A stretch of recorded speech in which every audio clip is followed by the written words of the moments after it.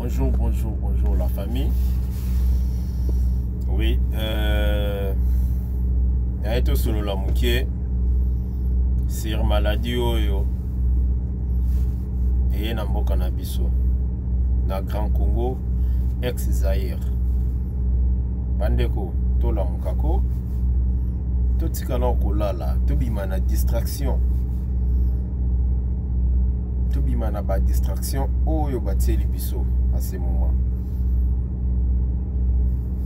Maladie, les varioles ou variole des singes. Les obètes bande qu'on a biso mabe. Na ba internet, na ba live, communauté, muntazolo bela mwa zate. Kaba makambo ezanga tina nde bozolo bela.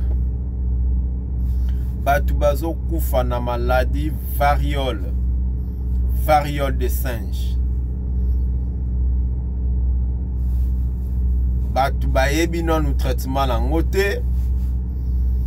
Batu mingi soke beti bango ezo bandana nou na fièvre. Na ba forte fièvre. Ba forte fièvre wana soke zuyo okeyo hôpital. Na hôpital baza na maîtrise ya traitement la ngote. Batu bazo kufa. Parce que bazo zo traitement oyo ezo ko correspondre même pas na maladie wana.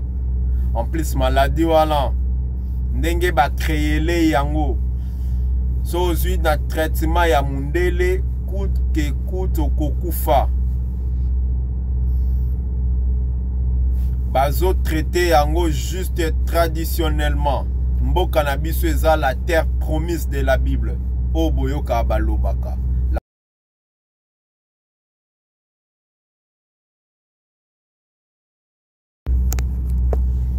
La terre promise de la Bible. Toza na nyonso. Kaka na ba plante na biso, toza capable ya ko traiter maladie wana, variole des singes. Alors, oyo nyonso ayebi feuille de Nîmes. Ezalaka écrit N-E-E-M.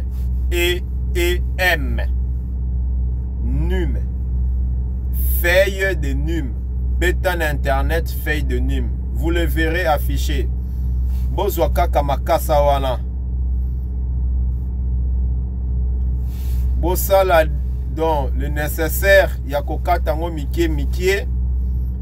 Botie mai na cantine na moi. Botie ba feuille wana. Il s'agit ya kotutango tuta. Tia mai au mélanger. Otie na cantine vandi pendant 3 heures du temps na se ya moi.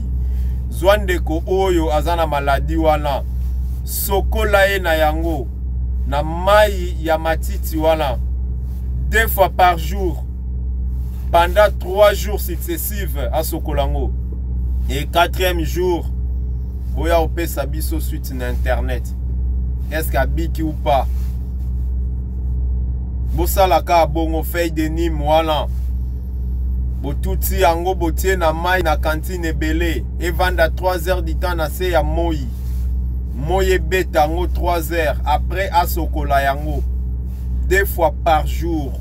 Pendant 3 jours à traitement, bokomona na 4e jour azalana na ba bouton wana te. Ateza ki grave ndenge nini. Mais soki nde douleur, fièvre akoki komela kisi ya fièvre et calmer fièvre.